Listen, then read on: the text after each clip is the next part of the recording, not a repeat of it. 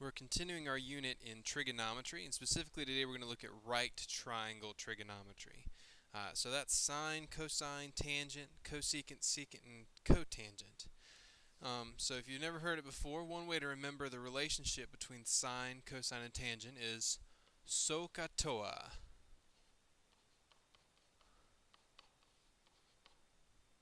Okay, another way to remember it is an acronym. Some old hippie caught another hippie tripping on acid.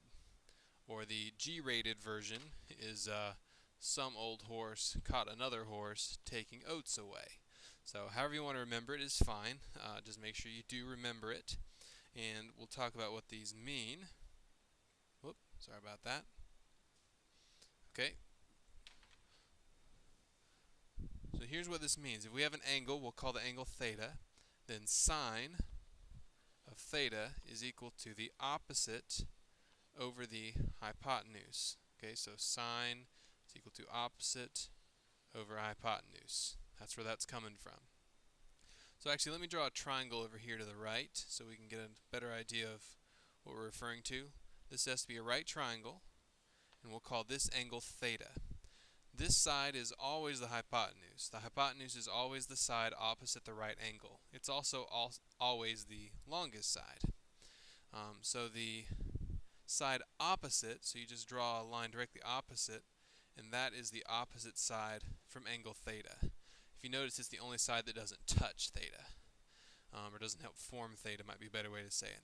And then the third side is called the adjacent side. Adjacent just means next to, so it's right there next to the theta. Okay, so sine of theta is the opposite over the hypotenuse. Okay, and that makes cosine of theta the adjacent for A over the H hypotenuse. And then finally, tangent of theta is equal to the opposite over the adjacent. Taking oats away, or tripping on acid if you want to remember it that way, TOA. Now those are probably some you should be familiar with from geometry. If you're not, then learn them now. But there's also three more that you probably didn't work with, and that's cosecant, secant, and cotangent. Okay, I wrote them in this order on purpose because these are actually just the inverse of the others. So sine is opposite over hypotenuse, cosecant is hypotenuse over opposite. So notice I just flipped the fraction. Sine and cosecant are just the flipped fraction of each other, or the inverse of each other. Same with cosine and secant. Secant is the hypotenuse over the adjacent. And cotangent is the adjacent over the opposite. So if you can remember sine, cosine, and tangent, from there you just have to remember which one relates to which one. Tangent and cotangent should be obvious since they're named that way, tangent and cotangent. And honestly, the way I remember the others is that you would like it to be S and S and C, but it's not. So it's opposite. S goes with C, and C goes with S. So let's do an example now that we know these relationships. Let's move this up a little bit so we can still see our relationships. So they may give you a triangle and then ask you to state the 6 trig functions for each angle, or for the angle, excuse me. So for example, let's go ahead and label our sides. Theta is marked down here in the lower right. 13 is the hypotenuse because it's opposite the right angle. 5 is the opposite because it's across from the theta, and 12 is the adjacent because it's right next to the theta. Okay, so sine of theta has to be equal to opposite over hypotenuse. That's 5 over 13. Cosine of theta has to be equal to adjacent over hypotenuse. So that's 12 over 13. And tangent has to be opposite over adjacent. That's 5 over 12. So those are the three main trig functions. And then the other three, they're opposites. Cosecant theta, you just have to flip it. So it's hypotenuse over opposite.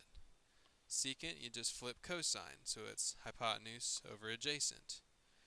Cotangent just flips tangent. So you get adjacent over opposite. And that would be your 6 trig functions right there.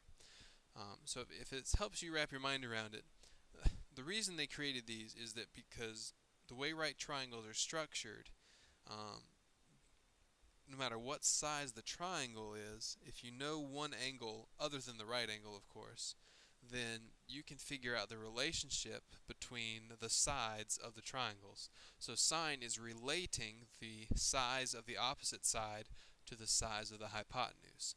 Cosine is relating the adjacent side to the hypotenuse, and so on. Okay, so let's do this next one. It says find all 6 trig functions for, sorry, I don't need this quite yet, we'll use it in a second, for the triangle that I've written over here. Now this is actually a 45, 45, 90 triangle. But if you notice, they have not given us the hypotenuse. So that's where the equation I just erased comes in, the Pythagorean theorem. Sometimes they may only give you 2 sides out of the 3, and you're going to have to solve for it. So remember, with the Pythagorean theorem, A and B are the 2 legs. It doesn't matter which one's which. And C is the hypotenuse. So I have 1 squared plus 1 squared equals C squared, because I don't know the hypotenuse. This is the hypotenuse, where I just put the C. 1 squared is 1. So I get 1 plus 1 is 2 equals C squared. So to get C by itself, I take the square root. So C equals the square root of 2. And just to be exact, we'll leave it as the square root of 2 and not use a decimal. Okay, so now we're ready to do the 6 trig functions. Sine of 45 degrees. Let's just pick one of them. Let's pick this one this time. We'll do this for our angle. It doesn't really matter since they're both 45. But in this case, this would be the hypotenuse. This would be the opposite, and this would be the adjacent. So sine of 45, let me move this down, is going to be the opposite over the hypotenuse. So that's 1 over the square root of 2. Cosine of 45 degrees is going to be adjacent over hypotenuse. And then tangent of 45 degrees is equal to opposite over adjacent, which is 1 over 1. So these relationships hold no matter what size our triangle is. If you draw any 45, 45, 90 triangle, it doesn't matter if it's smaller than your thumbnail or if it's bigger than the building you're sitting in. The relationship between the sides of that triangle would always be this. These relationships we're writing right here. Now, to be technical, we can't leave 2 of our answers the way they are. Sine and cosine have square roots in the bottom, and we're not supposed to leave those there. So we have to do what's called rationalizing the denominator. So we multiply the top and the bottom by square root of 2. So on top, 1 times the square root of 2 is the square root of 2. On the bottom, square root of 2 times the square root of 2 is 2. Same thing with cosine. We have to multiply by square root of 2 over 2, and it gives us square root of 2 over 2. Okay, so those are our 3 main ones, and now we can go and find the other ones. Cosecant is just the opposite. So I'm actually going to come back and flip this one right here, because that way I just get square root of 2 over 1. I don't have to rationalize again that way. Secant, I'll flip this one. So secant of theta is also square root of 2 over 1. And cotangent of theta, well, if you flip 1, it's still just 1.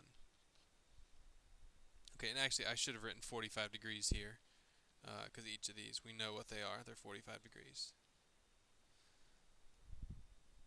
So that's how you do it if they don't give you the third side. You use the Pythagorean theorem to find the third side, and then just do the relationships between them. Okay, just one more example. It says, given sine theta equals 3/5, find the other 5 trig functions. All right, what we need to do is draw our own triangle. Let's see, I'll see if I can use a nice one here for us. Look at that. All right. So sine of 3 over 5. We need to pick where our angle is going to be. It cannot be here, because that's the right angle. It can be either one of the others, though. I'll choose this one. Okay, so that's theta.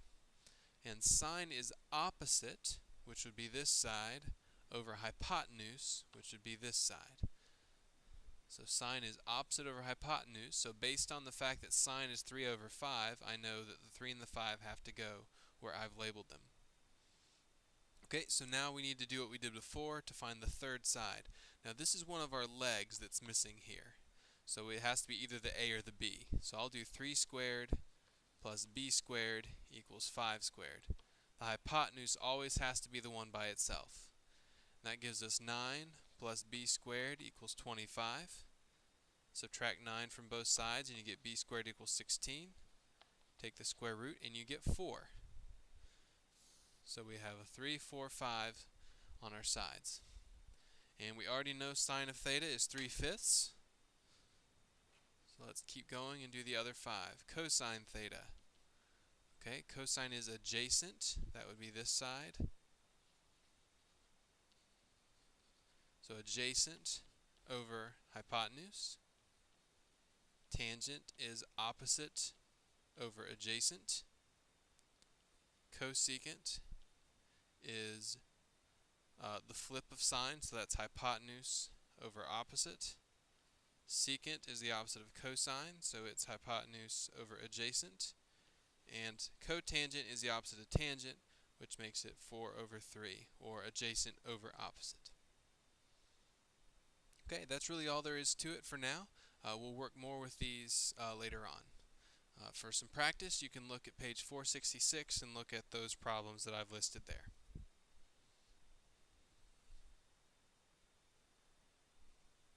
There you go, a little bigger for you to see.